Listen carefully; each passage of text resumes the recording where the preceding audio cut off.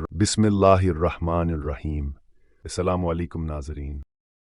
شروع اللہ کے نام سے جو بڑا مہربان نہایت رحم والا ہے۔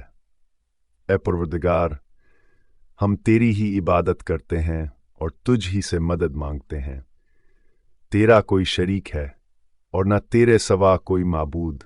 محمد صلی اللہ علیہ وسلم اللہ کے بندے اور آخری رسول ہیں۔ ناظرین، آج کی کہانی عبد المطلب کی دعا، ابابیل کا حملہ اور عذاب کا مقام، کعبہ پر ابرہہ کی لشکر کشی کا قصہ۔ سن 632 میں دوران حج پیغمبر اسلام اپنے ہمراہ موجود اصحاب کو حج کے طریقے سکھا رہے تھے، کیونکہ ان کا کہنا تھا کہ شاید میں اس سال کے بعد حج نہ کر سکوں۔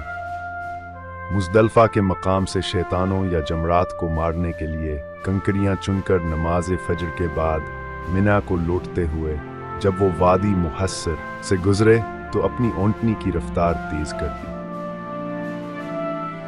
یہ پیغمبر اسلام کا آخری حج تھا۔ ان کی تعلیمات پر چلتے ہوئے حجاج آج بھی 2 کلومیٹر طویل اور 10 سے 20 میٹر چوڑی اس وادی محصر میں رکتے نہیں، بلکہ تیزی سے گزر جاتے ہیں کہ یہ عذاب کا مقام ہے۔ یہ جاننے کے لیے تاریخ میں کچھ اور پیچھے چلنا پڑے گا۔ بائیورڈ گرینویل براؤن اپنی کتاب A Literary History of Persia میں لکھتے ہیں کہ 6 صدی کے اوائل میں وسطی عرب کے لوگ مختلف قبائل میں بٹے ہوئے تھے۔ وہ لڑتے، گاتے، لوٹ مار کرتے اور پڑوسی ریاستوں کی بہت کم پرواہ کرتے۔ ان کے مغرب میں غسان کی بیزنٹین امپائر اور ان کے مشرق میں ہیرا کی سلطنت نے کسی حد تک فارس کی محکومیت کو تسلیم کیا۔ جنوب میں یمن کی قدیم اور خوشحال ہمیار سلطنت تھی۔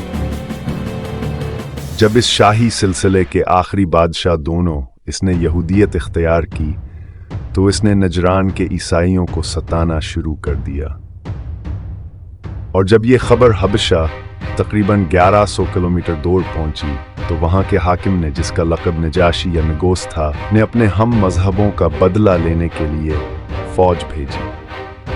بعض مورخین نے لکھا ہے کہ اس نجاشی حکمران کا نام کلیب تھا، جسے الزبیتھن بھی کہا جاتا ہے، اور وہ موجودہ ایتھوپیا اور اریٹریا کے علاقے کا بادشاہ تھا۔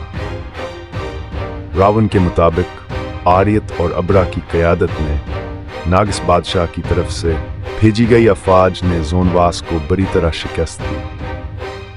یہ جانتے ہوئے کہ اس کو بری طرح شکست یقینی تھی، زونواس نے اپنا گھوڑا سمندر میں پھینک دیا اور ہمیشہ کے لیے نظروں سے اوجھل ہو گیا۔ نارمن کولڈر، جاوید احمد مجدی اور اینڈریو ریپن کی مرتب کردہ کتاب کلاسیکی اسلام، مذہبی ادب کے ذرائع میں کہا گیا ہے کہ یمن میں زونواس پر فتح کے بعد اریات اور ابرہہ 2 گروہوں میں بٹ گئے۔